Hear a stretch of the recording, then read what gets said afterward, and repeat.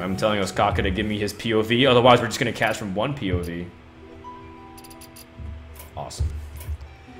So, before I was telling you how I expected to see a lot of handlock today, and now we see Zoo. So I'm going to see whether or not Zoo can keep up with the last hero standing format. People are saying Zoo is still really strong. They gained lots of potency with some of the mech synergies. If you wanted to go mech Zoo, it's pretty scary. But at the same time, I think traditional Zoo is still really good. Undertaker turns out to be great. If you just slide in a few really annoying cards like the Clockwork Gnome, which gives you the spare part, or if you play like a Fell Reaver, I think those are all like appropriate cards to put in Zoo. The interesting thing is, how does Soulfire affect this matchup, or how Zoo interacts with other classes? Because now that Soulfire costs 1, it does remove a lot of power plays available, although still the possibility exists where they just Soulfire, tap, Doomguard. Nothing really changes from that late game scenario. So did either of these guys take out Soulfire? Did they put in Dark Bomb instead? I feel like Soulfire still can stay in Zoo. Although I haven't played much Zoo. I'm proud to declare that I haven't played more than 2 games of Zoo since GVG came out. The reason why I played it is because I tested it for a mini show match tournament that I was going to play in. And I didn't really like it that much. It seems like these guys have very traditional decks as well. Like, there's nothing that's out of the ordinary. In fact, you could have convinced me with these hands that GVG hasn't come out yet for Europe. Ah, Fell Reaver is in the deck. Okay, so this card is really cool because it's an 8/8 for 5 mana, which by itself is already like super good because it's like the aggro version of Mountain Giant, where you can play it for tempo and like have a really strong, powerful minion. And the deck out doesn't really matter because even if you're playing aggressive decks, all you need to do is have Fell Reaver hit twice and it can decide the game. You lose like what, 9 to 12 cards off of discards. Not that big of a deal as long as you're keeping the Fell Reaver alive and healthy, and the cards you have in hand are great. If you have Fell Reaver and you have like Power Overwhelming or Soulfire, I think there's like, you just need to have it hit a couple times and you're still in a good spot.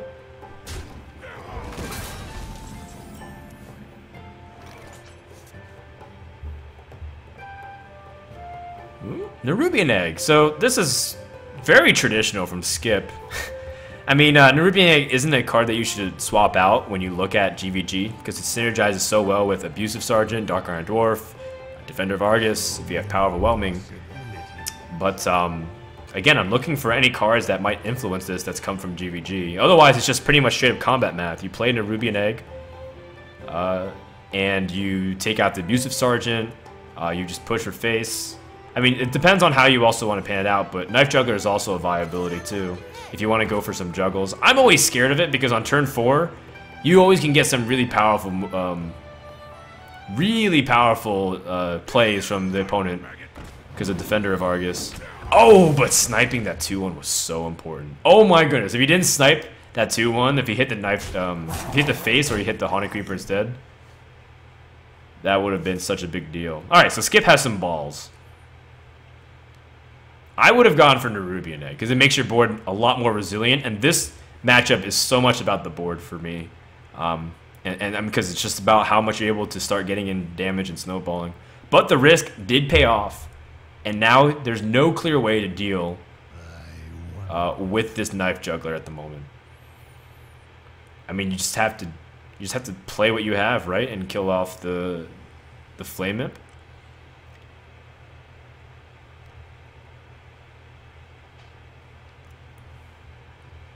There's no other way about it. Like, you have to reduce the damage on board. It's way too much. I don't think there's any way you can even think about tapping to deal with something. You just have to hope that your opponent juggles, keep hitting the face.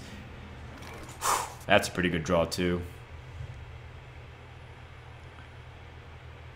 I think it's a really good draw. Even though you don't have an immediate way to synergize off of it, it gives you an ability to make really strong plays in the future turns. Because most likely, Nerubian Egg will be able to get pumped the next turn. And the fact that he also has a 1 mana cost card the following turn gives him a very clear turn 5 play. So Dark Iron Dwarf with this Nerubian Egg is going to be so good in 2 turns. Well, this turn plus the next turn.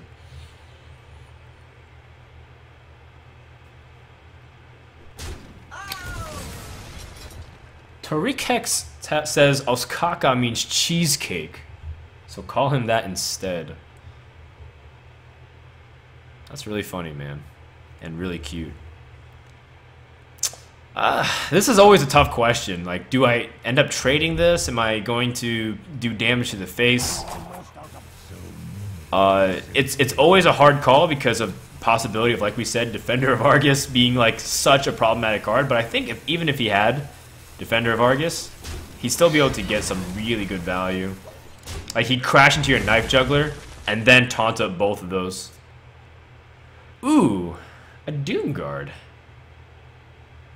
This is interesting. Okay, so if you play Fel Reaver and then you follow with Doomguard, what is that, 13 damage going the opposite way? Oh my god.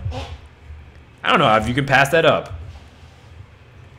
I absolutely don't think Doomguard here... Well, actually, maybe Doomguard here is... You give up the Fel Reaver, though. Fel Reaver is just so strong. Like, don't you want Fel Reaver here? The only thing that's intimidating is this Undertaker. Even if Nerubian pops, he needs a lot more where that comes from. He needs to have, like, a way to buff it and Soulfire the Fel Reaver.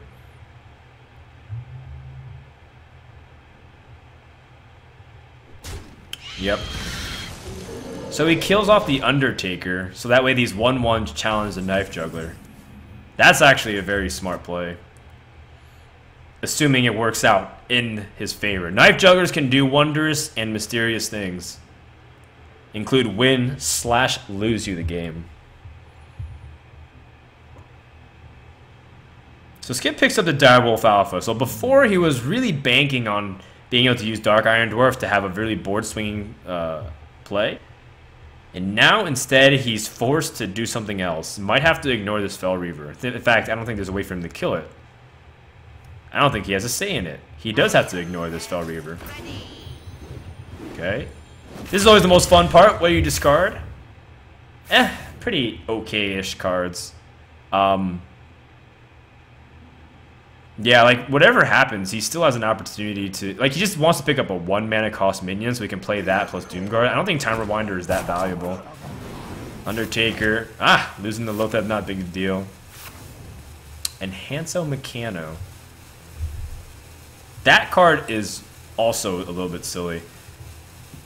Now, one thing that's also really interesting, too, is that Skip gets to see... like, what his opponent is playing, too. He gets to have a good picture of, like, oh, he's playing this card, and oh, he's going to be playing this card. So even if Skip loses, he's getting a good scout of what cards he has to play around. Okay, he has Lotheb. Oh, he does have an Enhancer Meccano. So, like, I'll never let him get more than 2 minions if I have the choice. So, all these different factors are coming to his mind as he plays this. Oops, sorry, the overlay has been wrong, guys. I have to change that overlay. And the score. I didn't change that. I'm such a noob. Alright, on the bottom we have Skip. And the player on the top, we have Ostkaka. I'm just a mom and pop shop production, guys.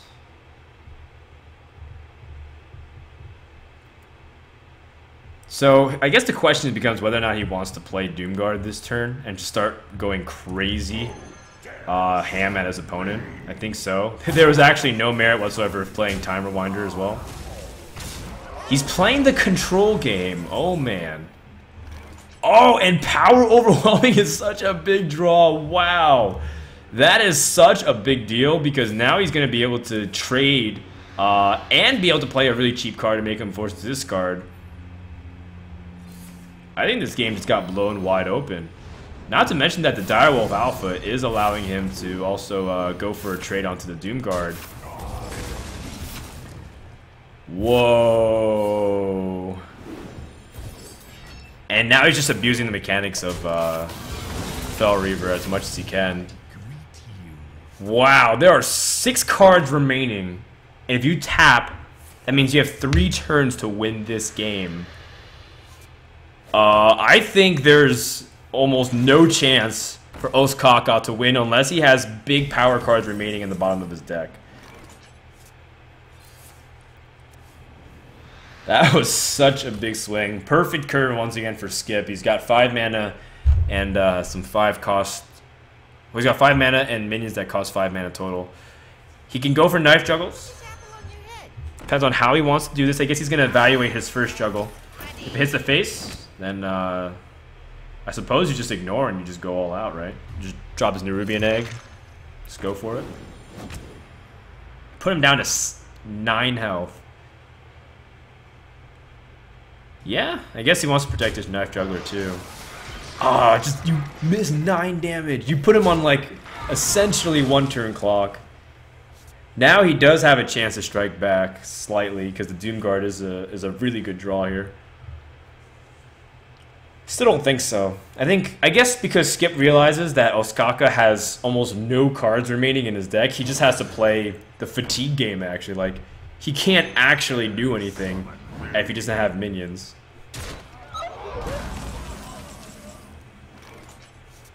That's a pretty nice draw again.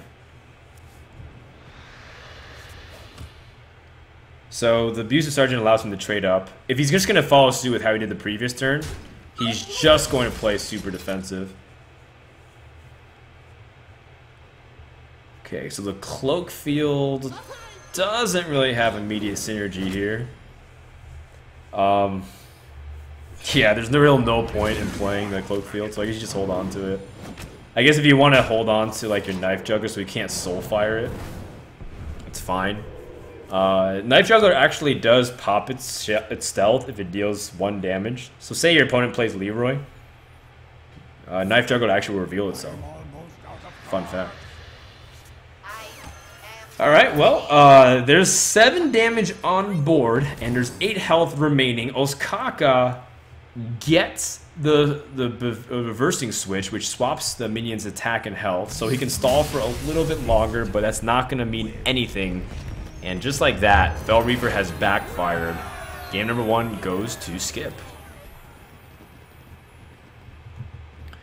Alright, so well done. I like the way Skip handled that.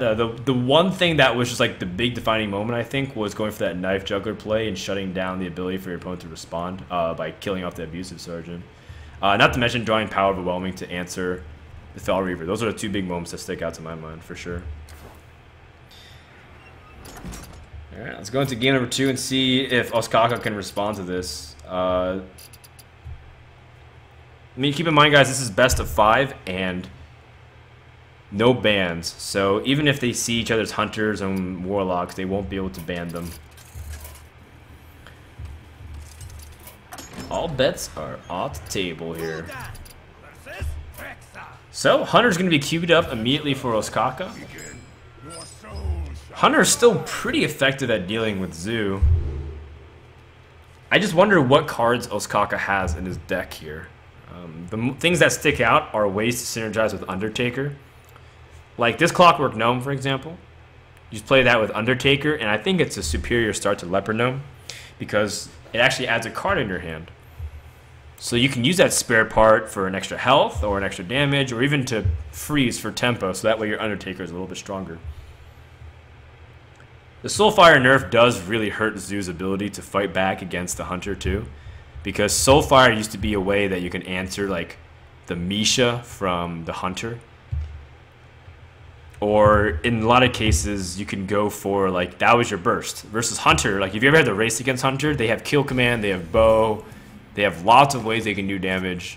Your primary source of damage for Zoo was the Soulfire Doomguard combination, which gets weaker because you don't have the opportunity anymore. Alright, taking a look at Ostkaka's hand. He's got a couple of early game drops. Knife Juggler, Mad Scientist. He also has a Clockwork Gnome to answer as well. Don't think that's a bad play at all. If you don't have Undertaker, it's the next best thing, in my opinion. Or Web Spinner. Web Spinner would have been appropriate.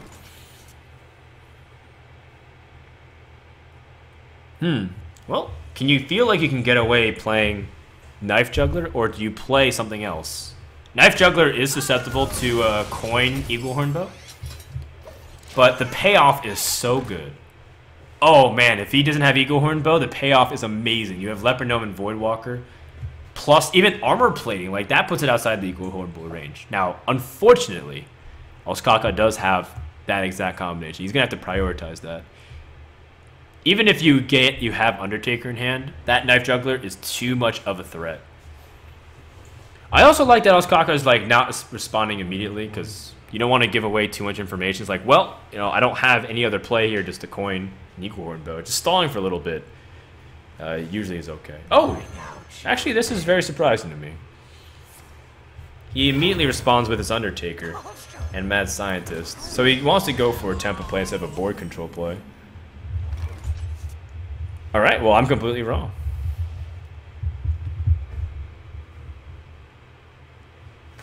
Huh, okay. So this armor plating is actually pretty clutch. Snipe the Undertaker. Play a way to defend your Knife Juggler. If he juggles twice on this Mad Scientist, oh my goodness. That is such a big deal, unless his opponent has the Explosive Trap.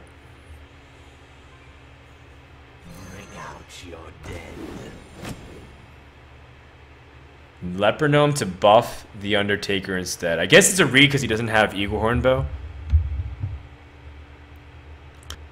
The trap that you also gain from Mad Scientist also can be really important. If it's Explosive Trap, for example, that'd be so big. And that would definitely explain why he went for the play the way he did. Also, the nice caveat is even though Undertaker dies, because Undertaker also challenged the Knife Juggler, the Eagle Horn Bow can get a trap too. So I guess in this department, it makes sense that Ostkaka played the way he did. And I learned something new about the way you can fight Zoo as Hunter. Spectator mode, Explosive Trap. So the Explosive Trap is actually a really big deal too against the Zoo because of all their weak health minions. Okay, now it has to be Eagle Horn Bow time, right? Like, it's like the primary way you can get some advantage. You get an extra charge on the bow. And you also are safe against Leopard Gnome doing the attack damage. Only the effect goes off. Skip, of course, is going to attack here into the face first with the Leopard Gnome. If it's Freezing Trap, not a big deal. If it's Explosive Trap, it didn't kill off much of a board. It is a little disconcerting. I wonder if maybe he should have played an Nerubian Egg first, though. Actually, if it was Explosive Trap, he definitely should have played Nerubian Egg. Huh, well, hindsight's 20/20.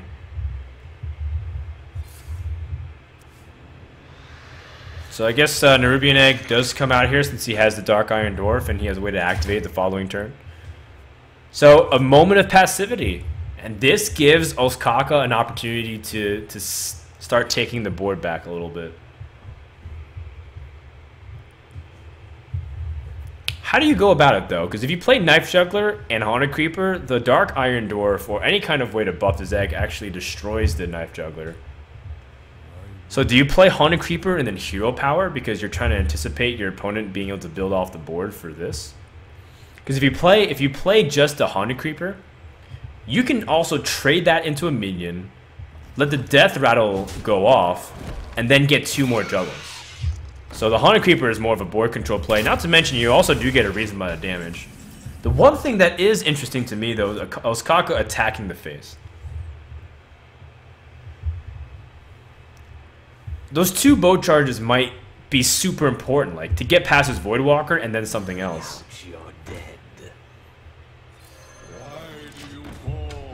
Well, that Voidwalker will be problematic. But maybe not for that long, because he does have another weapon that comes into hand. Glaive Zuka is also one of the most I don't want to say underrated, but I want to say overlooked cards, because people don't realize how important it is for Hunter to gain damage on the board early. Especially if they want to save their Eagle Horn bow charges. Glaive Zuka is actually pretty strong.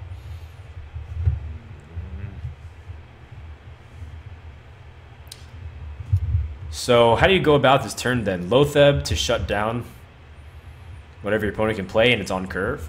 It's the strongest minion available. You can't guarantee a good juggle off this Haunted Creeper. But at the same time, if you don't pop it now with the Knife Juggler, most likely it'll be easily taken out in the following turns. So, we'll see. Lotheb is the strongest way to play this turn, though, because you do have the 5/5. And if he has Soulfire or Power Overwhelming, you won't be able to play it without giving up his entire turn. Oh, man, that's a double buff. Whoa. Both of these guys have the same exact battle cry, and that is a big deal. Now you can deal with Lotheb pretty easily. Question is, does he pop the egg, or does he keep it while using his Haunted Creeper instead?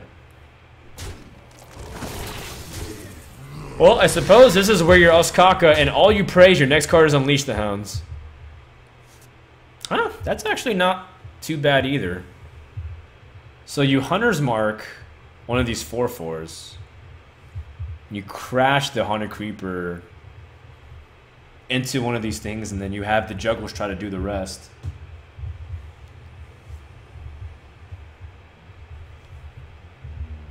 You know what you can also do? You can also Glaive Zuka and then stealth your Knife Juggler so that your Knife Juggler is safer.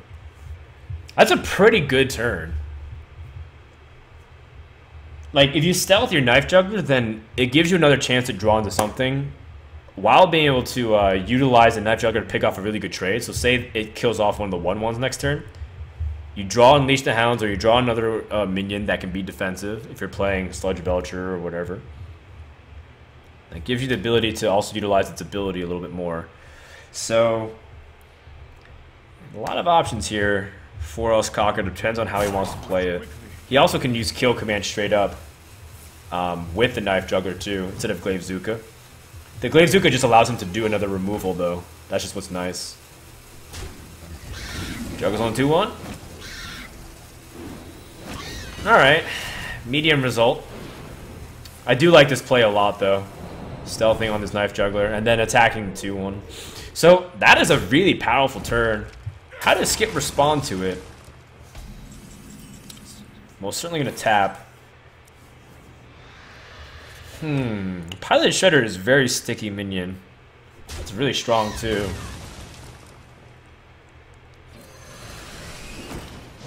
I think you kill off this 1/1. You don't want to give any way for your opponent to synergize off of another Hunter's Mark. Mad Scientist. Guess he has to use Kill Command here as well. So you Kill Command one of the minions. Play Knife Juggler. What's the worst thing that could happen? The worst thing that can happen is that Pilot Shredder becomes Millhouse Mana Storm. The best thing that can happen is that Pilot Shredder becomes Doomsayer. That's what this game has become. It's become whether or not Pilot Shredder can be the great or the bad. Actually, in a lot of cases, even just a regular 3/2 or a 2/3 will be just as bad as the 4/4. But if it's like a Millhouse Mana Storm, that's actually a really hard thing to deal with for the Hunter. Unfortunately, that Juggle also makes a big deal too. The fact that it hit this Pilot Shredder and not like the Dark Iron Dwarf, because then he would have been able to, or even the Undertaker, because then he would have been able to use his Glaive Zuka. Now Glaive Zuka will most likely be... Does he attack this? I guess not. Actually, he's at pretty low health too. 12 health is pretty significant. So if he attacks the face, he puts it on the Zoo to trade unless he can kill him. Oh! That is game. That's exact damage. And Skip jumps out to a 2-0 lead. Damn. I guess we'll never know who is actually piloting the Shredder. TT and GG. Man, I'm a little bit teased about that. Slightly titillated. I really want to know who was piloting that Shredder. Was it the Doomsayer or was it Millhouse? Guess we won't know. So that's a 2-0 for Zoo. And in other news, water is wet.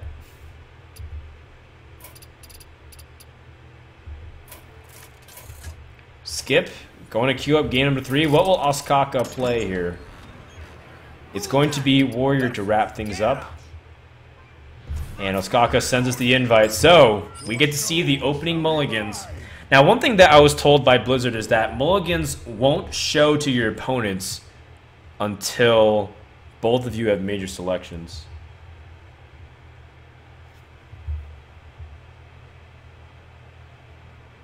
So you will have the opportunity to hold on to it as long as you can, but it won't really matter because it's zoo. It's already been discovered, but it's just a little fun fact that I picked up along the way.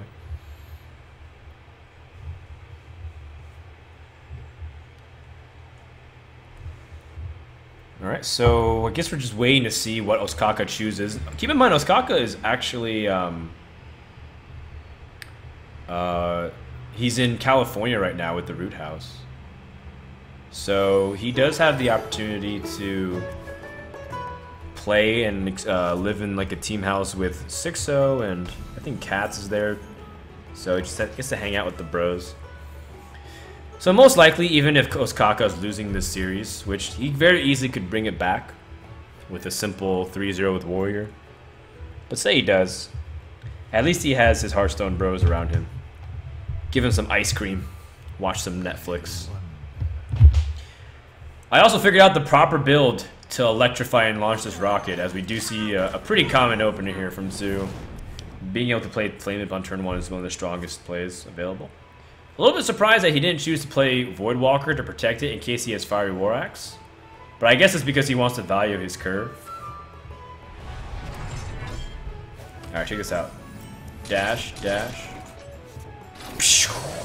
Rockets online. All it is 2 steps to the left, and you shoot.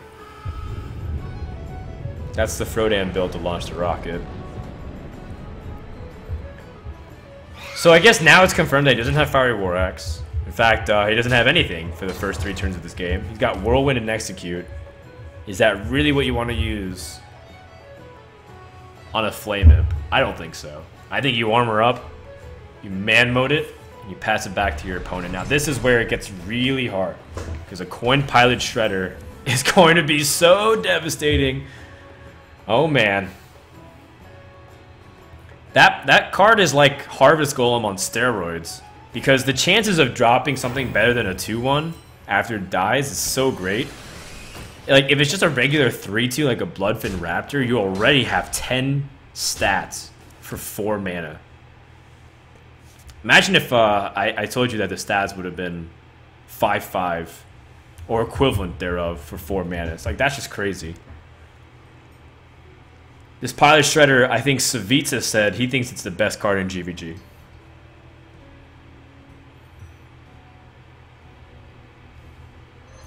Alright, well, Death Spite, there's no other way to go about it. He has to deal with this Pilot Shredder to take the least amount of damage over the next 2 turns. Money Berserker! So you taunt everything except this. So you taunt the Flame Imp and the Haunted Creeper. So that way the Whirlwind enrages him. Oh my goodness. Wow, that changes everything. Well, I guess he taunts the Amani Berserker. So that way, he also protects the spiders. Okay, that makes sense too. I guess he's not being greedy. If you taunt the spiders, then he attacks the spiders and the Whirlwind effect kills it off. But then... well then he also has Execute. I just saw that. Execute in hand actually does make that effect matter a lot less. So well done. Skip recognizing that most likely your opponent has an answer to do something, but just on the off chance he has Execute, it doesn't really matter as much. So what do you choose to do here, Ostkaka? You drew Sludge Belcher. You finally drew something you can play, instead of these really heavy-hitting Dr. Booms and Baron Geddons. Will it matter, though? If this is like a 2-mana death battle, oh my gosh, or even just a 1-mana death rattle, Undertaker becomes crazy.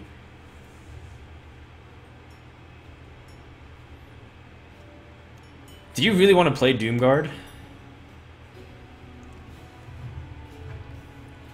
Doomguard does give you the ability to crash through and do 5 damage at the moment. Undertaker, though, has such a high payoff if your opponent can't deal with it. Not to mention, you also have Voidwalker. Wow, Wow. Alright, well he keeps the Undertaker. The 5 damage is pretty good though, considering that he's at 7 HP. Ragnaros is not going to help Ostkaka here. Execute on the Doomguard. Whirlwind doesn't really save him that much. In fact, Whirlwind only takes power off the board by 1. Is that what he's left to? Whirlwind Execute and like the Death Spite? No, then he can't armor up. If he executes Whirlwinds, there's going to be 6 power left on the board. He's at 7 health. There's just no good way to do this, because he can't even Baron get in the following turn. Oh, that's so painful. If this Ragnaros was like shield block instead, shield block, armor up, execute, or like some way to be really defensive and set up this Death Spite. Death Spite plus Dr. Boom is actually a really nasty combo. Assuming you had the time to play it, but I don't think Warrior does. I think this is a 3-0 for Zoo.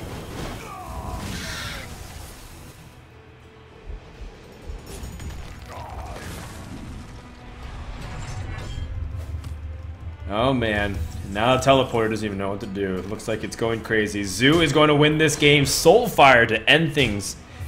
And that does it for series number 2. Very anticlimactic, but you know what? When a meta where Handlock's dominating, Zoo is also really strong too, just because of how people are unexpected of it. People should not be surprised about what Zoo can do, especially with new GVG cards. So that's going to do it, and that's a 3-0 for Skip.